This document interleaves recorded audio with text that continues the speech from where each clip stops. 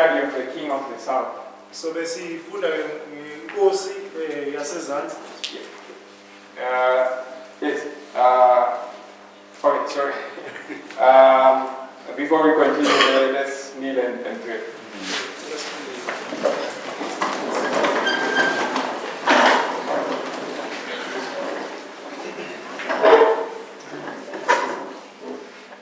Heavenly Father, thank you for this precious opportunity and privilege to be gathered together in your name and to be studying your word, Lord.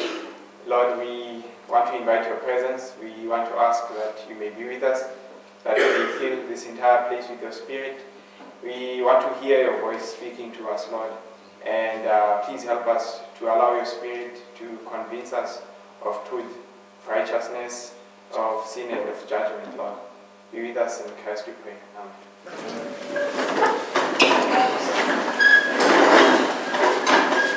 So yes, in my portion of the studies, we'll be looking at the King of the South.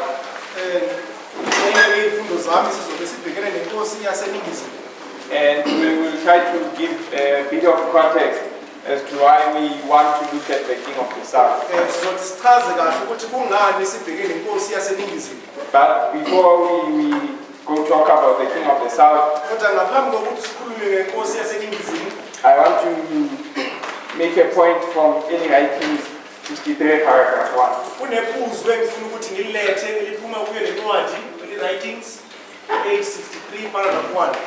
It's a familiar passage in this movement. And in it, Sister White tells us that there are many precious truths in the Word of God.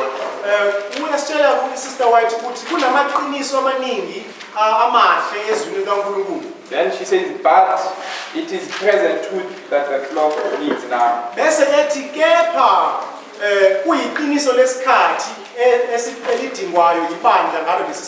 So there are many wonderful things we can study in the Word of God. But what we need above everything else is present truth. Now the question is, as we are gathered here, what is present truth for us?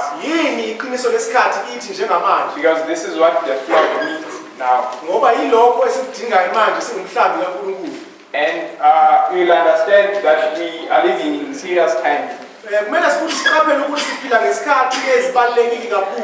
Maybe if we try and trace history to try and identify where are we in history.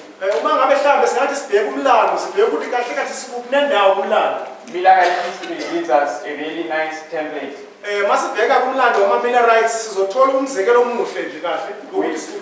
We all understand that Millerite history begins in 1798.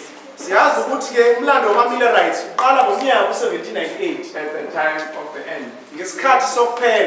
And we'll see that this is a time where God unseals the book of Daniel.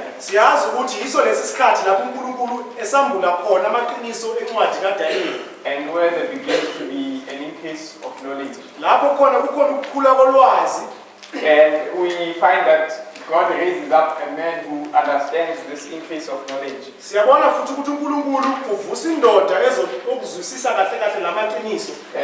man is William Miller.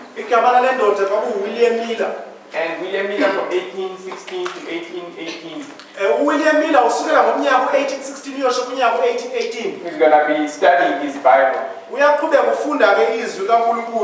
And he is going to understand this increase of knowledge, or this light opened up at the time of the end.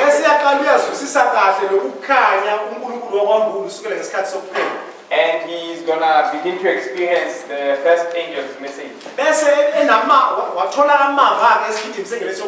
We all remember the first angel's message, right? Well, what does it say? He's going to say to fear God, right? Why should you fear God? Because the hour of judgment is coming, right? And what was this hour of judgment that was about to come?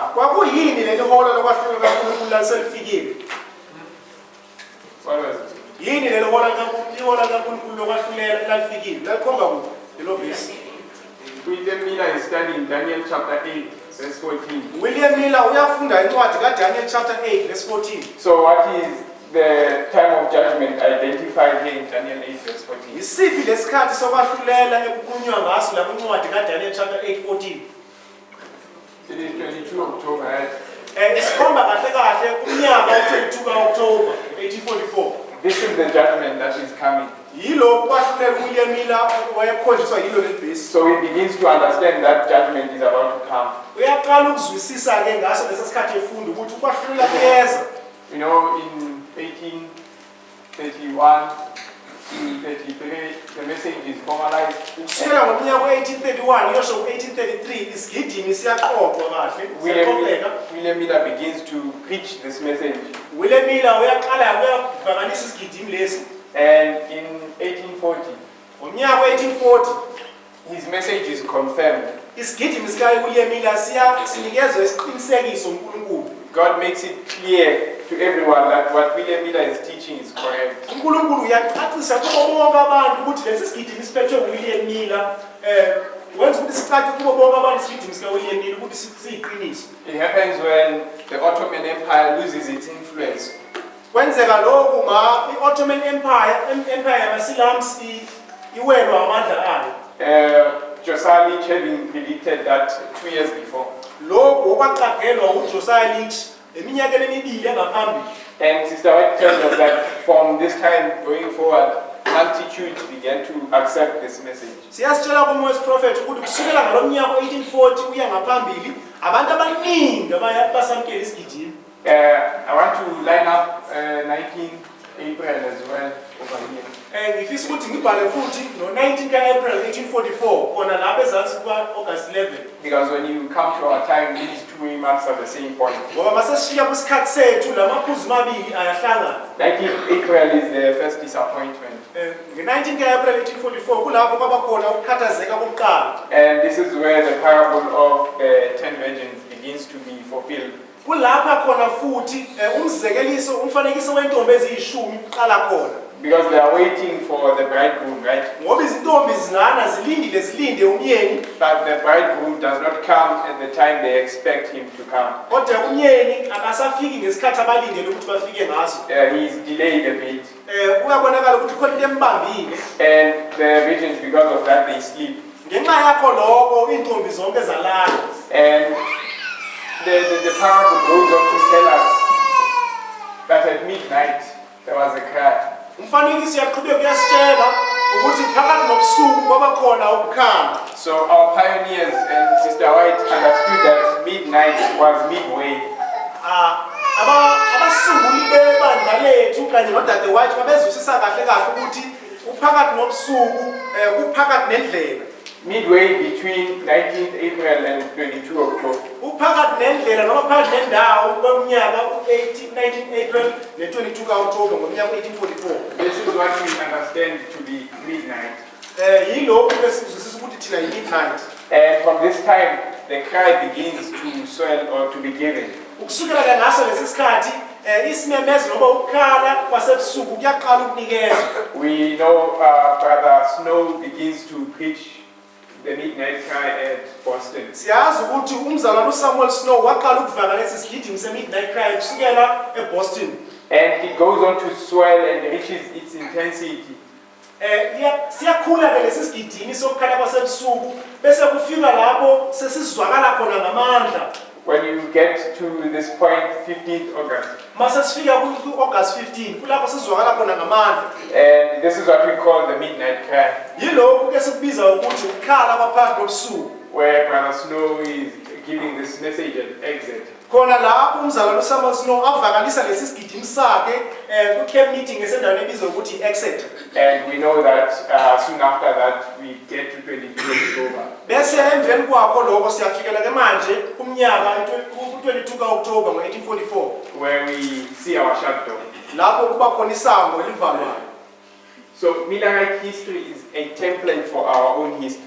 Umlando wama-Millerites umfanekiso noma uyisibonelo somlando wethu. If we want to understand where we are, we need to go back and look at Millerite history. Uma ngabe sifuna ukuzwisisa kahle kahle ukuthi thina sikunendawo manje kumele sihambe siyozwisisa nomlando wama-Millerites. So maybe just to trace our own history.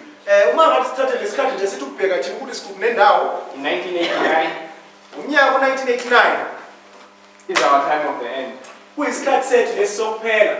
Here our first angel's message arrives. Kulapho khona isigidimi sethu sengelo siyokuqala safika khona. Here our book of Daniel is unsealed. Kulapho khona incwadi kaDaniel yambulwa khona uNkulunkulu kwisikhathi sethu. And our knowledge begins to increase. Kulapho khona kwaba khona ukwanda kolwazi kwisikhathi sethu. Remember, this message says that fear God.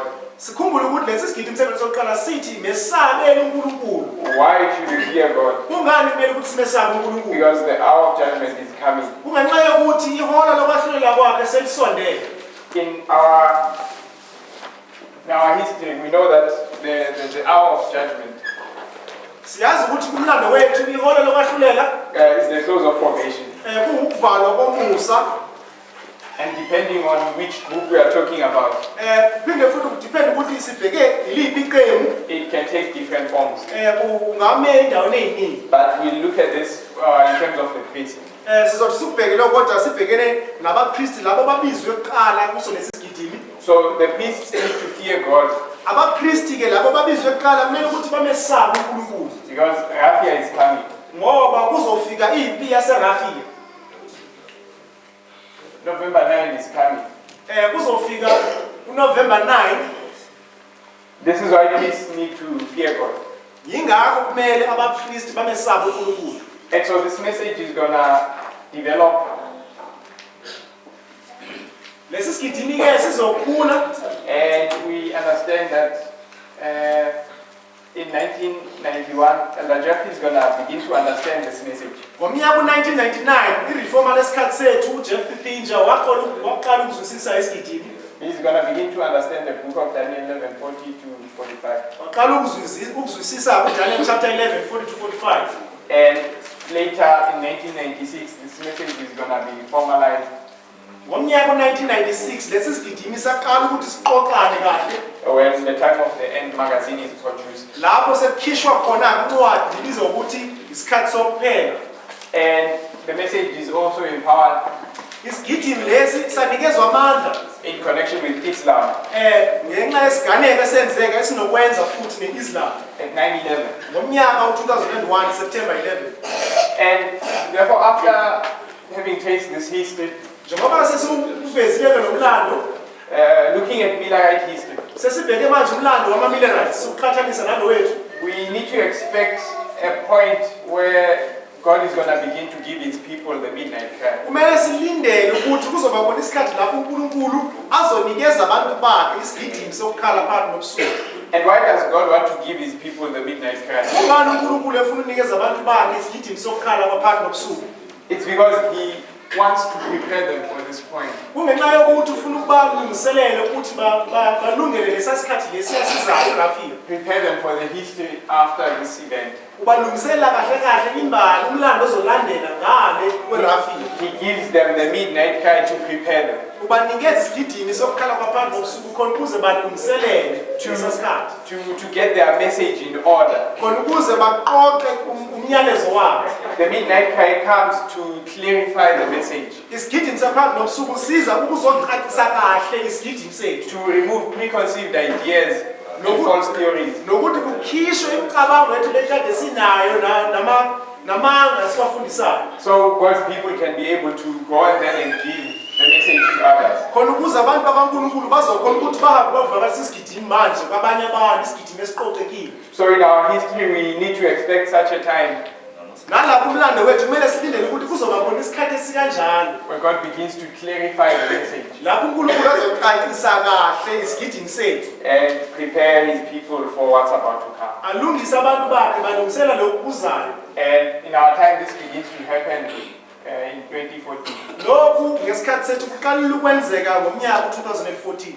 And God unseals a great amount of light there. uNkulunkulu waqala wambula amaqiniso amakhulu khona ngalomnyaka 2014. And those who were there can testify that it was great light indeed. Labo bekhona bangafakaza basho kwakuyikhanya okukhulu ngempela. But really, when you look at the amount of light being unsealed now, Kodwa manje musubheka ukukhula kokukhanya esikutholayo njengamanje it makes this look very, very small. kwenza ukuthi lokukhanya kwambulela ngo-2014 kubonakala ngathi yinto encane. So in 2014, this is what for the priest we would call midnight or midway.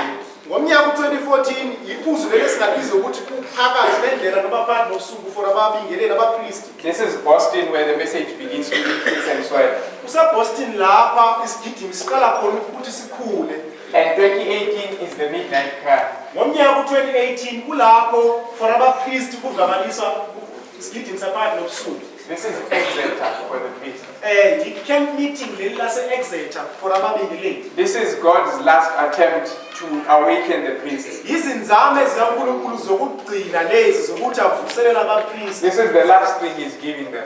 Into yokugcina leli uNkulunkulu asinikezela njengabapristi. So it is serious. Kusho ukuthi kubalulekile lokhu kakhulu. If me and you don't understand this message that has been given since 2018, Uma mina nawe njengabapristi asizwisisi kahle lesi sigidi uNkulunkulu wasinikeza sona ngomnyaka u-2018. there's nothing else that's going to awaken us. Ayikho enye into engazisiphaphamisa. If you're not awake now, Uma ngabe asivukanga manje, nothing else is going to awaken you. ayikho enye into engaphindi isiphaphamisa. And you're not going to be prepared for the crisis about to. Lokho futhi kusho ukuthi ngeke silungele impi leyizayo ngaphambili. This is the context of our message. Yikho ke lokho esibhekene nako nje ngoba sifundisa isigidi sethu. The studies that everyone is teaching here Izifundo zonke lezi zifundiswa ngabantu bonke labo abafundisayo. are centered around this. Kahle kahle zonke zigxile kulomnyaka u-2018 nalesigidi sakhona. God is clarifying our message. uNkulunkulu ucacisa kahle isigidi sethu. He's clarifying the message itself, uNkulunkulu ucacisa kahle isigidi sona lesisiphethe. and He's clarifying the methodology of studying this message. Futhi ucacisa kahle uNkulunkulu nendlela yokufunda isigidi lesi sethu. Now, the question is, what is our message? Umbuzo ke manje uthi yini isigidi sethu? What is our message? Yini isigidi sethu? What is this light that was unsealed at the time of the end? Yini lokukhanya uNkulunkulu wakwambula ukusukela ngomnyaka u-1989? Maybe let's look at Millerite history. Noma sibuyele emuva sibheke umlando wama-Millerites. What was their message? Sasiyini isigidi sabo? It was the message of Daniel 8 verse 14. Kwakuyisigidi sikaDaniel chapter 8 verse 14. And this is what knowledge was increasing on. Kulapho ukukhanya bakukhula khona bakugcile kulo le verse. When you get to the midnight cry, Masasiya kwisikhathi sokukhala kwaphakathi nobusuku, and when God clarifies this message, lapho uNkulunkulu secacisa kahle ngesigidi sabo, He is clarifying this kahle kahle wecacisa kahle uDaniel 8 verse 14. because someone was telling them that we made a mistake. Ngokusama slow wayebachazela kahle ukuthi kunephutha esalenza. We did not understand correctly. Asizwisisanga kahle. We should have expected the Lord to come on 22 October, Bekumele ukuthi simlinde uNkulunkulu abuye nge-22 ka-October. on the 10th day of the 7th month. Ngosuku ke leshumi enyangeni yesikhombisa. This is what produces the midnight cry. Yilokho ke okwaqala i-midnight cry, ukukhala kwaphakathi nobusuku. So in our history, Kanjalo ke lakumlando wethu we expect God to be clarifying the message that was unsealed at the time of the end. kumele silindele ukuthi uNkulunkulu uzochazisa kahle isigidi esasinikezwe kusukela ngesikhathi sokuphela. The message of Daniel 11:40-45. Isigidi sikaDaniel chapter 11 40-45. He needs to give us more information on this so that we are prepared for this. Kumele ukuthi uNkulunkulu asinikeze ukukhanya okucacile kahle ngoDaniel chapter 11 40-45 khona ukuze silungele ukuthi sihlangane neRafili. Now, what's the message of Daniel 11:40-45? Sithini isigidi sikaDaniel chapter 11 40-45 sisho ukuthini? So Daniel 11:40-45 is a message that's talking about the papacy. uDaniel 11:40-45 isigidi esikhuluma ke nge-papers. It's talking about its final resurrection and how it comes back to the throne of the earth. Kukhulunywa ke ngokuvuka kwayo i-papers nokuphinde kubuyele inikezwe isihlalo sokuthi kusihlabathi lonke.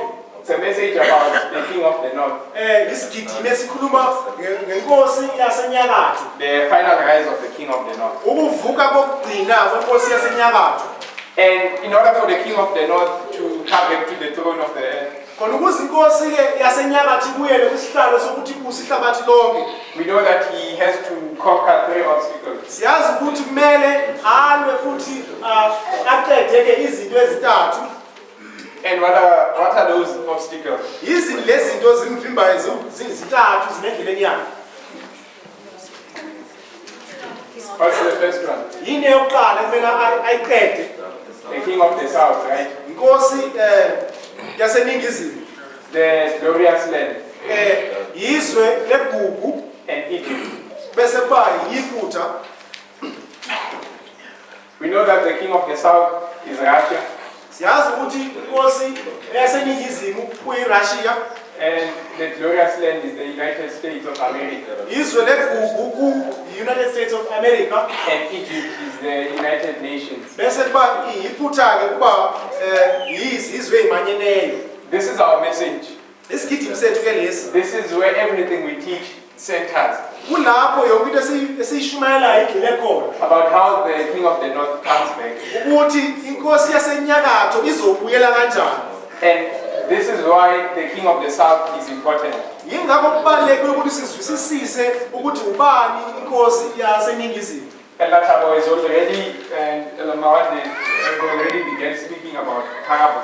Umdala uMawande bese qale ukukhuluma ngendaba yemfanekiso. And they said that parables are when you bring 2 things together, right? Bese shilo ukuthi ke imfanekiso kulapho uthatha izinto ezimbili usuyiqhathanisa. So that you can understand the other from having studied the other one. Khona ukuze uzwisise enye ngokuba ufunde enye. And there's one thing he said, Kunephuzu bealishilo. that sometimes it's by contrast that we learn these messages. Ukuthi ngesikhathi kumele sibheke ukuthi kuphambana kuphi lapho sizozwisisa khona isigidimi ngokungesinyenyini. In order for you to understand the light, Khona ukuze uzwisise ukukhanya, you must see darkness sometimes. uyaphoqa ukuthi ngesikhathi ubone ubumnyama. In order for you to understand how God is love and mercy, Ngesikhathi khona ukuze uzwisise ukuthi uNkulunkulu uthando unomusa kanjani. you must see how sinful sin is. Kumele ubone ukuthi isono sibi kanjani. If you want to understand black, Ufuna ukwazi into emnyama, you must understand white. kumele ukhona uyazi into emhlophe. Parables teach us this, Imizekeliso kuyasifundisa lento. that we learn by contrast at times. Ukuthi ngesinye isikhathi sifunda ngokuthi siqhathanise ibe phambili. So our message is all about the King of the North. Isigidi imselo sikhuluma ke ngenkosi yasenyakatho. But if you want to learn by contrast, Kodwa mase sifuna ukuthi sifunde ke ngokuqhathanisa, if you want to understand more about the King of the North, uma sifuna ukuzwisisa kakhulu ngenkosi yasenyakatho, who must we understand more about? kumele sazi bani kakhulu.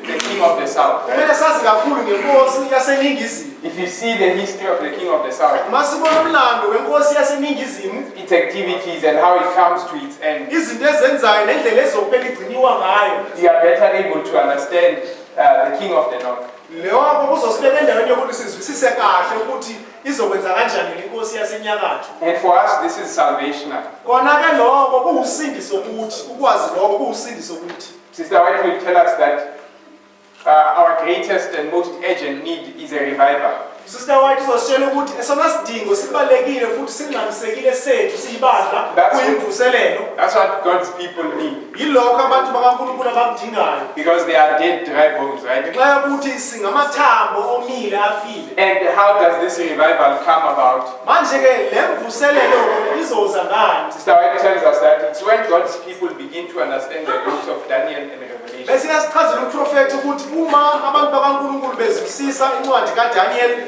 neSamuel, kulapho bazothola khona ukuvuseleleka. That's when they begin to experience this revival. Kulapho sizothola amava okuvuseleleka. So this is why this message is so important. Yingakho lesi sigidi sibalekile kangaka kithi. Maybe if we trace a few more histories, Mangabe sibheka nje imlando nje emncane, you'll understand that in the time of Christ, uzozwisisa ukuthi ngesikhathi sikaKristu the church was dead, dry bones. ibandla lalifanekiswe namathambo afile. In the history of the Millerites, Ngesikhathi samaMillerites, the church was dead, Karabo. Kananjani bandla lalikwimo yokuthi lingamathambo omnike afile. And this is where we are as well. Nathi kulapho sikhona njengamanje. And in order for God to arouse his people, Khona ukuze uNkulunkulu abavuselele abantu bakhe. he used the message. Kuzomela sisebenzise isigidimi. And not just any message. Akazosebenza noma yisiphi isigidimi uNkulunkulu. A prophetic message Usebenzisa isigidimi sesiprofeto of Daniel. esiqhamba kwincwadi kaDaniel. We remember what Daniel was this. Yisiphi ibivesi lalambulwa la kuDaniel ngesikhathi kaKristu. Daniel 9, This is Daniel chapter 9, 24 to 27. 24 to 27. KwakunguDaniel chapter 9 24 to 27. We've already said that this was Daniel chapter 8, verse 14. Ngesikhathi sama-Millerites kwakunguDaniel chapter 8 verse 14. And this is Daniel 11, 14. Ngesikhathi sethu kunguDaniel chapter 11 verse 40 to 45. It didn't matter how good of a Jew you were, Bekungabalekile ukuthi umJuda olungele kangakanani how many times you fast, nokuthi wena uzila ukudla kangakanani how much tithe you pay, nokuthi ukhokha isishumi esingakanani and all those other things. nazo zonke ezinye izinto lezo. What mattered was you accepting this message. Obekubalekile bekuwukuthi wena wamkele lesi sigidimi sesiprofeto sikaDaniel. This is where the salvation of God's people was hinging. Kulapho kusindiso labantu bakaNkulunkulu la incike khona. We need to come to terms with this, Kumele ukuthi sikuzwisise lokhu that we are not tested on morality. uthi kahle uNkulunkulu akasivivinyi thina ngezinto zokuphila. We are tested on prophecy. Kahle kahle uNkulunkulu usivivinya ngesiprofeto. Our test is a prophetic test. Isivivinyo sethu ukuhlola kwethu okwesiprofeto. And it also helps us to understand what kind of a test is this. Kusenza ukuthi sizwisise ukuthi kuzoba ukuhlola kunjani esihlangana nako November 9, 2019. What kind of a shut door is this? Sizwisise ukuthi kuyisango elizobe livalo linjani leli. It's not about morality, Akukhulunywa la ngezokuyiphatha. but it's about prophecy. Kunokwenza ngesiprofeto. It's about seeing and identifying the Messiah. Kunokwenza nokubona siqaphele futhi uMesiya. The same thing in the history of the Millerites. Kananjalo ngesikhathi sama-Millerites. It doesn't matter whether you're a good Protestant. Bekungabalekile ukuthi ungumprotestant omuhle wena You olungile. go to church on Sundays and you're good to your neighbors.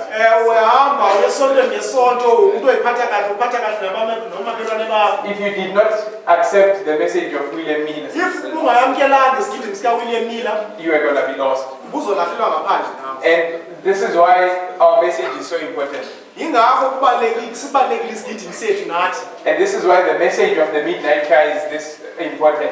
Yingakho isigidimi se-midnight cry naso sibalekile kangaka. Because it's an increase of knowledge on our message, Daniel 11:14 to 45. Ukukhula kokukhanya kwisigidimi sethu Daniel 11:40-45. It clarifies our message. Kahle kahle izocacisa kahle isigidimi sethu. So if we are going to be giving this message, Uma ngabe sizonikeza thina lesi sigidimi, we need to understand this light that God has unsealed in the midnight cry. kumele sizwisisise kahle lokukhanya uNkulunkulu akwambulayo kuso lesi sigidimi sokuqala kwaphandle kobusuku. So this is the context of the studies that we are having this week. Masisisise ke manje ukuthi zonke lezi zifundo sizozithola kulo leli viki zigcile kuko lokho. I said I'll be particularly looking at the King of the South, Ngishilo ke ngathi ngizobe ngibhekene kakhulu kwenkosi yaseningizimu. but other brethren are looking at other things like methodology Abanye abazalwane bona babheke into efana nokuthi sifunda kanjani iBhayibheli and other aspects of this message. nokuthi ke lezinye izinto ke ezinokwenza nokufunda kwanasi sigidimi. I want us to get this point that this is salvational. Ngifuna sikuzwisise lo ukuthi kunokwenza nosindiso lwethu. You're not going to be saved because you've been to many camp meetings of this movement. Angeke usindise ngenxa yokuthi uhamba ama-camp meeting amaningi aso lesi sigidimi sethu. Because on Sabbath you meet with brethren. Nokuthi ngesabatha njalo uhlangana nabazalwane abakhuluma into eyodwa nawe. If you do not understand this light that God is unseeing, Uma ngabe ungakuzwisisi lokhu kukhanya uNkulunkulu akwambulayo manje, you are not going to be saved. ngeke usindiswe. Because our test is a prophetic test. Ngoba ukuvivinya kwethu nokuhlola kwethu kuwukuhlola kwesiprofeto. And this is why Sister White will say things like this. Sister White ingakho emane eshinto ezifana nalezi. That the third angel must engross the whole mind, the whole attention. Athi isigidimi sengalo sesithathu kumele sithathekise umqondo wonke. This is what you should be studying, looking at and nothing else. Yiloko bekumele ukuthi siyafunda kona lokhu kuphela enye into. This is why she says that it is present truth that the flock needs now. Yingakho ethi kuyisigidimi sesikhathi esidingwa ibandla njengamanje. Since last year, this has been present truth for me and you. Ukusukela kunyaka odlulile lokhu bekuyisigidimi sesikhathi kimi nami. This was unsealed around October 2018. Lokhu uNkulunkulu wabambula ngo-October ngomnyaka 2018. It's now almost a full year since that time. Manje sekucishe baphela ngisho unyaka kusukela ngaso leso sikhathi uNkulunkulu wabambula ngakho. It should scare me and you if we haven't understood this message. Bekumele ukuthi mina nawe siyesaba uma ngabe kukhona izinto singazizwisisi ngaso lesi sigidimi manje. The cry has been sounding for almost a year. Ngoba lokukhala kade kumemeza sekucishe kuphela unyaka manje. If you haven't understood this cry, you should be seeing that you are in trouble. Uma ngabe ungekazwisisi kahle kahle lesi sikhalo bekumele ukuthi uyabona ukuthi usenkingeni. So this is why these messages are important. Yingakho lesi sigidimi sibalulekile kakhulu. Maybe another point on the midnight cry. Mhlambe lenye iphuzu-ke nge-midnight cry. When you look at the midnight cry in the parable, Mase sibheka-ke isigidimi sokukhala kwaphakathi nobusuku kumfanekiso wey'ntombi eziyishumi. when this cry sounds, Lapho lokukhala kuzwakaliswa khona. the 5 virgins come to the other 5. Lezinye intombi ezinhlanu eziyihula ziza kulezi ziyihlakaniphi. And they begin to ask for oil. Bese ziyacela zithi anisiphe nani kwi-oli lenu. But these other ones respond and tell them Bese ezinye lezi zihlakaniphile ziyaphendula ziyabatshela zithi that we can't give you oil, you must go and buy for your own self. angeke sikhona ukuthi simnikeze amafutha ethu hamba niyoyithengela nina kwabadayisayo. No one can give you oil in this time. Akakho umzalwane ongakunikeza amafutha akhe kuso lesi sikhathi. No one can understand this message for you. Akakho umuntu ongakuzwela wena lesi sigidimi kuso lesi sikhathi. Elders' understanding of this message will not help you. Ukuzwisisa komdala wakho lesi sigidimi ngeke kukusize ngalutho Your wena. brother or your sister. Umzalwane wakho nokudade wakho. It's clear, sister, what makes it clear that at the midnight cry, Ucacile udade wakho uyakwenza kucace ukuthi ngesikhathi sokukhala kwaphakathi nobusuku they could not lean upon the faith of their brethren. akukho umuntu ongabambelela ukholo lomunye umzalwane. So we all personally need to understand this for ourselves. Umzalwane nomzalwane kumele ukuthi azizwisisele ukuthi sithini lesi sigidi. We all need to be studying these things for ourselves. Kumele ukuthi siyayifundela thina lezi zinto umuntu ayifundele yena. And time is so short, brethren. Isikhathi bazalwane sesiphelile sincane kakhulu. We should be letting nothing hinder us from Bekumele understanding. ukuthi asivumele ngisho noma yini manje siphazamise ukuthi sizwisise lezi zinto. If you don't understand Paras and Adramitium and all these things, Uma ngabe singabazwisisa oPyrrhus nabo-Adramitium nazo zonke ezinye izifundo lezi you should be sparing no effort bekumele ukuthi kungabikho ngisho lento eyodwa to make sure that you understand these things. ongayisebenzise ezokusiza ukuthi uzwisisise lezi zinto. Let not your job be something that hinders you from understanding. Ngisho nomsebenzi wakho wenzayo kumele ukuthi ungakuphazamisi ukuthi uzwisisise lezi Let zinto. not your kids, your studies, or anything else like that. Ngisho nengane zakho nako konke okunye okufunda kwakho akumelanga ukuthi kuyakuphazamisa ukuthi uzwisisise lezi zinto Let manje. it not stop you from understanding the midnight cry. Kumele ukuthi kungakuvimbeli ukuthi uzwisisise isigidimi sokukhala kwaphakathi nobusuku. Because your salvation hangs on it. Nxa yokuthi usindiso lwakho lugxile khona lapho ekuzwisiseni kwakho lesi sigidimi. What use is there for a man to gain everything in the world Uzokusiza ngani indoda ukuthi izuze yonke into yehlabathi and lose his salvation? bese iphulukana ke nokuphila kwayo kuphakade? What use is your job Uzokusindisa ngani, uzokusiza ngani umsebenzi wakho, or your kids ingane zakho or your friends noma ngabe abangani bakho if you are going to lose your salvation? uma ngabe uzogcina uhlukana ke nokuphila kwakho kunaphakade? So if we truly believe that this is present truth and it's salvational, Uma ngabe sikholwa ngempela ukuthi lokhu iqiniso lesikhathi futhi kuyasindisa, we should be letting nothing stop us from it. bekumele ukuthi asivumele ngisho noma yini isithintele ukuthi sikuzwisise. We should be having oil for our own self. Bekumele ukuthi nathi sinamafutha ethu esiyitholele thina ngokunokwethu. Studying these messages and this methodology. Sifundeke lezi zigidini futhi nale ndlela yokuzifunda. So this is the context of our study. Konke lokhu sikufundayo kugxile kukho lokho. All right.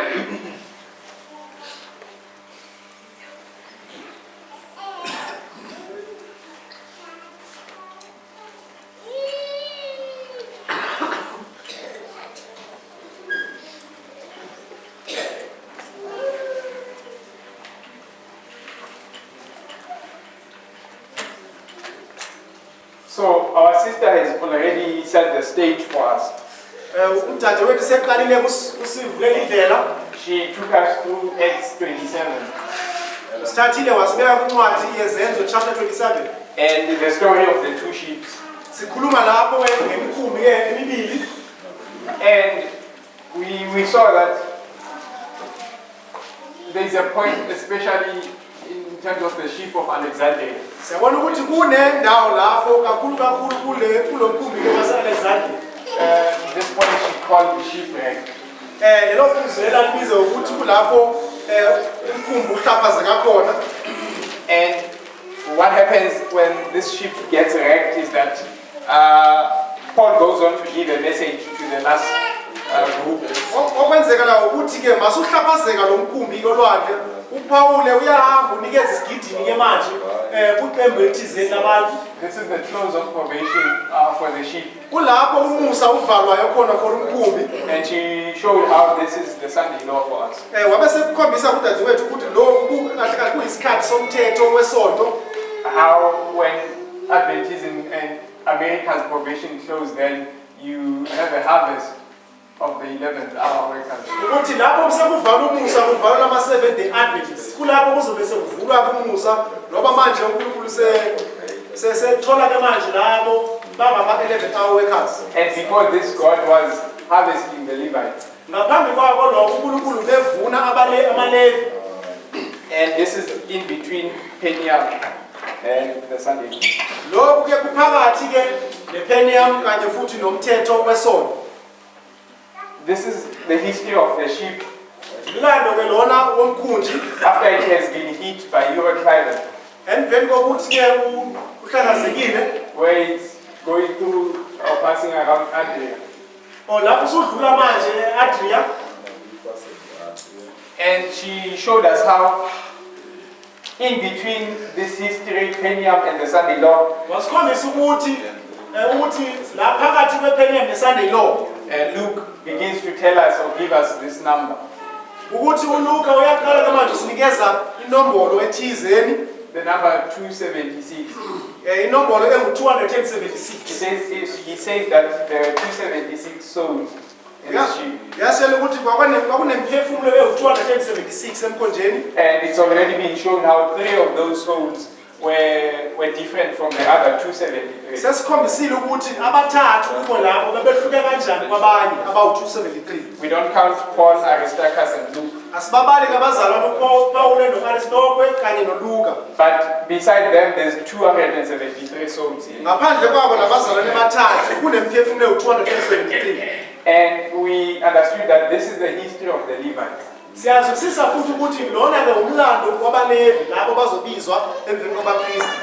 Because Paul is giving food or a message to these brethren. Ngoba uPaul manje unikeza ukudla noma isigidimi kubo labazalwane. So, if this is the history of the Levites, Uma lokhu umlando wamaLevi, and in between Peniel and Sunday law, there's this point where we see, or Luke gives us this number. bese phakathi kwalamaphuzu mabili iPeniel neSunday law sibona uLuka esinikeza le nombolo This number 273. u273. She went on to show us that the first time that we see the number 273 connected with the Levites was in Numbers. Wazosikhombisa futhi ukuthi isikhathi sokuqala elizini kaNkulunkulu lapho sibona khona le nombolo engu273 inento nokwenza nabaLevi kukwincwadi kaNumeri, where God is calling the Levites, lapho uNkulunkulu abiza khona abaLevi replacing the firstborn. esethatha ke manje izindlalifa ezibeke eceleni sethatha abaLevi babeke endaweni yazo. He showed us how there were 22,000 Levites, Sabona ukuthi kwakunama Levites awu22,000 and there were 22,273 firstborns. kwabe kukhona izindlalifa eziwu22,273 kwaIsrael. And how this was short of 273. Sabona ukuthi le nombolo yayishota ngo273. So when God was calling the Levites for the first time, Ngesikhathi uNkulunkulu ebiza abaLevi ngesikhathi sokuqala kwaIsraeli, you are short of 273 Levites. kwaye kwashota amaLevi awu273 khona ukuze agcwalise inombolo yezindlalifa. And God is faithful, right? uNkulunkulu uthembekile njalo. He doesn't keep dead, sorry.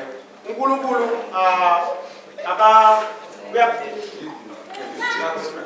uNkulunkulu akayigcini ikweleti. He pays his debts. uNkulunkulu uyakhokha ikweleti zakhe. So if he owed the world 273 Levites, Uma ngabe uNkulunkulu ebekoleta ihlabathi abaleva abawu273, he's definitely gonna pay. kuyaphoqa ukuthi uNkulunkulu wenze njani akhokhe. So when God called the Levites for the last time, uNkulunkulu sebiza amalevi okugcina, we see that this number 273 appears. siyabona ukuthi kukhona le nombolo engu273. We see that it's 273 Levites that are called. Siyabona ukuthi kunamalevi awu273 abizwayo.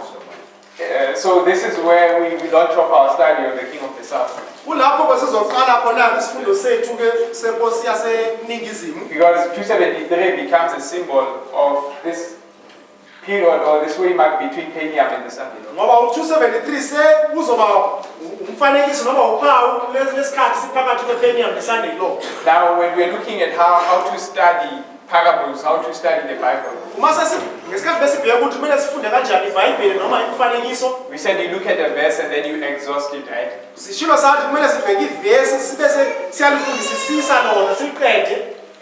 Then you go on to seek a bit more information on that. Bese uyahamba kusuqedile ukwenza kanjalo uyocinga manje okunye ukukhanya ke ngalo lelo vesi. You go to the spirit of prophecy. Ungahamba uye kumoya wesiprofeto, You go to the pioneers. uyahamba uye kubasunguli bebandla lethu, And you go to history uyahamba futhi uyobheka kwababhala umlando. to try and see what you can glean from this. Ucinga ukuthi yini kahle kahle ongayithola ngayo leli vesi leli. This natural which will explain the spiritual. Ngabo lokhu kwemvelo okuzochaza okomoya. And this is what was done with the number 273. Yiloko kwenziwe ke ngale nombolo engu273. When you go on to look for the number 273 in history, Uma sesikhuluma ke manje eBhayibhelini siyocinga le nombolo engu273 emlandweni. trying to find more information on it, Sifuna ukuthi sithole ke ukukhanya okukhulu ngayo le nombolo.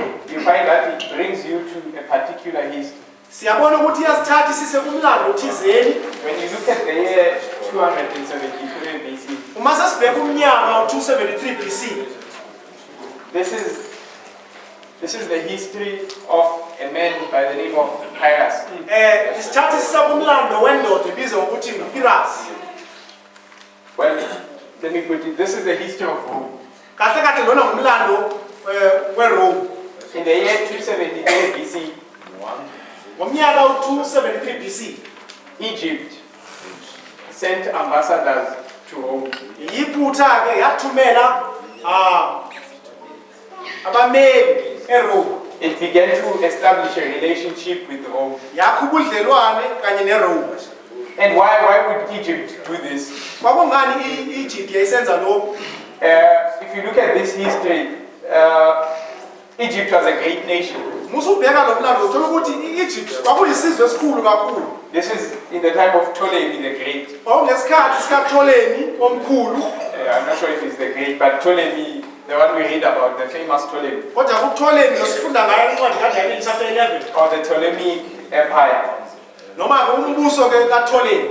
And Egypt finds it needful to send ambassadors to Rome. Sabona ukuthi ke iyiphuthe yabona ukuthi kubalekile ukuthi ithumele abameli eRome. And why did they do this? Kwakungani iEgypt yayisenza lokho? It was because Rome had just won a war. Kwangenxa yokuthi ke iRome yayiqeda ukuthi inqobe impi. Yayiqeda inqobe impi. This war was called the Pyrrhic War. Lempi kwakubizwa ukuthi impi ke kwakuyiPyrrhic War. This was a war where Rome was fighting against a very famous general by the name of Pyrrhus. Kwakuyimpi lapho iRome yayikadilwa nendoda eqotho yayibizwa ukuthi uPyrrhus. The Egyptians knew and respected Pyrrhus as a great general. Ama-Egyptians yayemazi futhi emhlonipha uPyrrhus njengendoda eqotho. So when Rome fought this war and defeated Pyrrhus, Ngesikhathi iRome ilwa nempi yamoyisa uPyrrhus. the Egyptians saw it needful to recognize the Romans. Amayiphutha abona ukuthi kubalekile ukuthi nabo manje awaqaphele ke amaRome. This is the first time that these great nations of the world, these great nations, begin to recognize Rome as a serious power. Kwakuyisikhathi sokuqala embalini lapho izizwe zomhlaba zaziqala ukuqaphela ukuthi iRome manje nayo isizwe esikhulu ehlabathini. And this is all taking place in Italy. konke lokhu kwenzeka kwindawo ebizwa ukuthi Italy. Okay, so Rome defeats Pyrrhus. IRome iyamoyisa uPyrrhus. And Egypt sends this embassage to Rome. Egypt bisiyathumela yona ke abameli bayo eRome. And later in the year 272, Ngomnyaka ku272 emveni ko273, Rome then again sent ambassadors in return. iyaphinda ke manje iRome yona sithumela abameli bayo eyiphutha. So we are saying that this is the first time Rome begins to be recognized by these other nations. Esikushoyo ukuthi lo mlando usikhombisa isikhathi sokuqala lapho iRome iqala khona ukuthi iqashelwe yizwe ezinye izizwe. And what is Rome to us? Is Rome an important power to us? Ingabe iRome isizwe esibalulekile thina kithi sifundisa prophet. Rome is the king of the north. iRome inkosi yasenyakatho. This is where our message hinges. Kulapho igcile khona isigidimi sethu thina. Our message is all about the king of the north. Isigidimi sethu sikhuluma kakhulu ngenkosi yasenyakatho. It's all about the rise of Rome. Sikhuluma ngokuvuka futhi kweRome. So this period in history when Rome began to be recognized is important to us. Lo mlando osikhombisa ukuvuka kweRome kubalekile kakhulu kithi. Because we understand that it's going to teach us about how Rome rises up for the last time. Ngoba kuzosifundisa ukuthi iRome ngesikhathi sethu izovuka kanjani kokugcina. So this war that Pyrrhus was fighting with Rome Lempi ke uPyrrhus wayilwa kanye neRome. was taking place in Italy. Yayisenzeka eItaly. And in Italy, Khona lapha eItaly, Rome had already conquered the northern portion of Italy. iRome yaseyinqobile yonke indawo yasenyakatho lapho ingxenye yasenyakatho yeItaly. And in this sense, it had become the king of the north. Ngenxa yalokho ke iRome kwakuyinkosi yasenyakatho. And now it was battling for influence on the south. Manje iRome yayiseyifuna ukuthi ithathe futhi nengxenye yaseningizimu yeItaly. And there was a city-state, a Greek city-state by the name of Tarentum. Kwakukhona ke idolobha elibizwa ngokuthi iTarentum. And it got into trouble with Rome. Le dolobha leli laba senkingeni, lafikela enkingeni neRome. Kwaba khona ungazwisisani. This was because of another smaller city-state by the name of Thakuli. Lokhu kwenzeke ngenxa yelinye idolobha. We are going to go into more detail on this history. Sizokhuluma kakhulu ngabo lokhu. But Tarentum controlled or had influence on the south. Kahle kahle iTarentum iyona kahle kahle eyayibusa khona la eningizimu. They realized after having begun this war with Rome that they cannot take Rome on by themselves. Bathe sebeqalile ukulwa lempi namaRoma babona ukuthi ngeke bakhona ukuwaqoba amaRoma bebodwa. They invited this great general, their relative Pyrrhus, Babe sebebiza le ndoda ibizwa ukuthi Pyrrhus to help them fight this war with Rome. ukuthi azokubasiza ukuthi balwe lempi neRome. This is how Pyrrhus becomes involved with affairs in Italy. Indlela uPyrrhus afika angene ngayo angeneleleke kwizinto ezenzekalayo eItaly. He fights 3 battles with Rome. Ulwa izimpi ezintathu neRome. And in the last battle, he is defeated by the Romans. Bese impi yokugcina yoyiswa ke ngamaRoma. So Pyrrhus, the king of the south, uPyrrhus ke uyinkosi yaseningizimu. gets defeated by Rome, the king of the north. Uyeyiswa ke iRome inkosi yasenyakatho. And in 273, Egypt recognizes Rome. Bese ngonyaka u273 iEgypt bese iyayiqaphela ke manje iRome. And in 272, Rome returns the favor. Bese ngomnyaka u272 iRome nayo seyithumela abameli bayo eEgypt. And Pyrrhus, having been defeated by the Romans in Italy, dies. Bese emveni kokuPyrrhus eseqotshiwe ke ngamaRoma bese uyafa.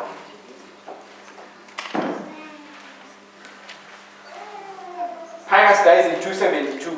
Yafa kuPyrrhus ngonyaka u272. And he dies in a city called Argos. Uyafa ufela ke idolobha elibizwa ngokuthi Argos.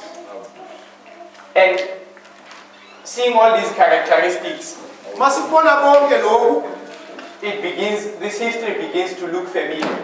Lo mlando uyaqala kube ngathi into esiyijwayele, ngathi into ejwayelekile. Because Agos is associated with harvest. Ngoba leli gama lithi Agos linento nokwenza nokuvuna. And when Rome sends their ambassador to Egypt, they send a man by the name of Fabius Maximus Judges. Mase amaRoma ethumela ke ummeli wabo eEgypt, bathumela leyo ndoda leyo ibizwa ukuthi Fabius Maximus Judges. And when you look at his name and what does this mean? Mase sibheka igama lakhe nokuthi lisho ukuthini? Maximus means maximum. Maximus sho ukuthi maximum. And Judges means flood. uJudges lona usho ukuthi isikhukhula. Flood. So this gives us enough characteristics to locate this history in our time. Lokhu ke sikuthola la kuyasisiza ukuthi singakubona ukuthi sibeke lo mlando kwisikhathi sethu. Because we see that it's at a point where the king of the north defeats the king of the south. Ngoba siyabona ukuthi kwisikhathi lapho inkosi yasenyakatho yahlula inkosi yaseningizimu. And he destroys him forever. Uyamoyisa angazaphinde futhi akhona ukuvuka. Yes, it completely destroys him. Uyamoyisa angazakhona ukuphinda avuke. And after that, it sends ambassadors to Egypt. Bese lapho ke ethumela abameli eEgypt. It sends the maximum flood to Egypt. Bese ithumela ke maximum isikhukhula esiphelele eEgypt. We already have studies that show that there is a point where the king of the north defeats and completely destroys the king of the south. Bese sifundile vele sabona ukuthi kukhona isikhathi lapho inkosi yasenyakatho izokoyisa inkosi yaseningizimu iqede nje kuphele ngayo. These are the studies of Raphia and Peniam, right? Izifundo lezi ezinokwenza ke neRaphia nePeniam. We know that in Raphia the king of the south comes and fights with the king of the north and wins an unexpected defeat. Siyazi ukuthi eRaphia inkosi yaseningizimu iyafika ilwe yayise inkosi yasenyakatho impi bingani ukunqoba obengalindelekile. And then the king of the north then comes back and conquers the king of the south for the last time. Bese iyabuya ke inkosi yasenyakatho izokwayisa inkosi yaseningizimu okugcina manje kwimpi yasePeniam. So in 275 when we see the Romans conquering Pyrrhus, ngomnyaka u275 lapho amaRoma anqoba Pyrrhus, who is representing the king of the south, umfanekiso wenkosi yaseningizimu, conquering him completely and for the last time. bemoyisa kokugcina futhi kokugcina. We can see that this parallels with Peniam. Siyabona ukuthi lokhu kuhambisana nePeniam. And when Rome sends their ambassador, who is the maximum flood, Mese amaRoma ethumela abameli babo isikhukhula esiphelele. and where we see Pyrrhus dying in Agos, Lapho sibona khona futhi uPyrrhus efa efele endaweni ebizwa ukuthi iAgos, which is associated with harvest. enento nokwenza ke nokuvunwa. We can understand that this is the Sunday law. Singakuthola singazwisisa ukuthi lokhu kahle kahle isikhathi somthetho wesonto. And we can therefore see that this history, these events place us in a certain place in history. Singabona ukuthi ke konke lokhu sikubonayo lapho lomlando usithatha kusibeke emlandweni othizeni kwisikhathi sethu. And they parallel with our lines in our waymarks, Peniam and the Sunday.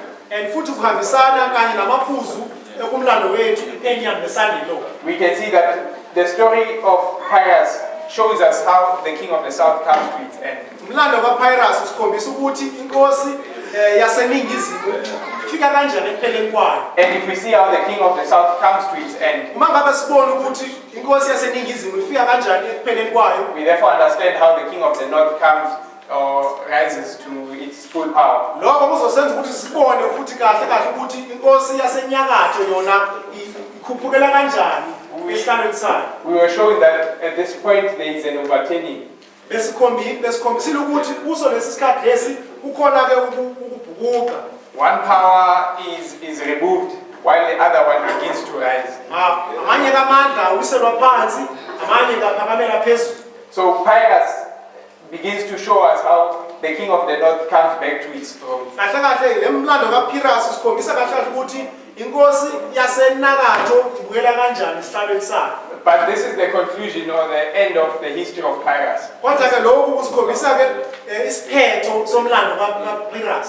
Much more had taken place in the history of Pyrrhus than this. Kuningi okwenzekile emlandweni kaPyrrhus kunabo lokhu. And if we go on to trace, we will see that Pyrrhus is telling us the story of the king of the south from 1798. Uma ngaba singabuyela emuva sikubheke umlando kaPyrrhus emuva sizothola ukuthi umlando kaPyrrhus usikhombisa umlando wenkosi yaseningizimu ngesikhathi sethu kusukela ngomnyaka we-1798.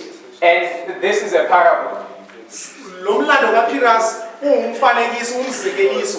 And like a parable, it begins to shed more light on our own history. Njengomzekeliso isinikeza ukukhanya ngomlando wethu. So we are going to begin to study the history of Pyrrhus. Sizoqala ke manje sifunde umlando kaPyrrhus. And this for us will be the natural.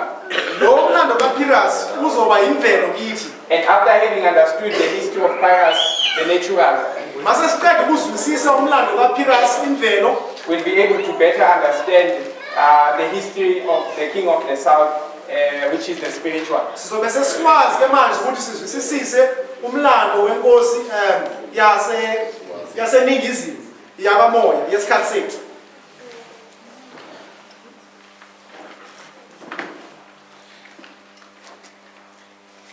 Okay, we have less than 5 minutes, and I think we'll leave it in. Alright, sizogcina khona la ngenxa yesikhathi. May God bless us and help us as we continue with our studies. uNkulunkulu asibusise asisize sikhule kasikhulu. Let's close with prayer.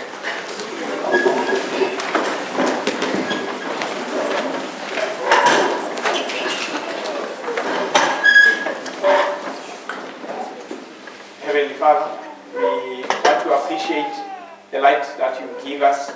Lord, we know that it's not in vain that you give us this light, but it's because you love us and you want us to be saved. Help us, Lord, to receive these truths. And Lord, like good soil that has been prepared, when the seed falls, Lord, let it find root and grow and produce much harvest. Be with us as we continue with our day. Bless us in the name of Jesus. Amen.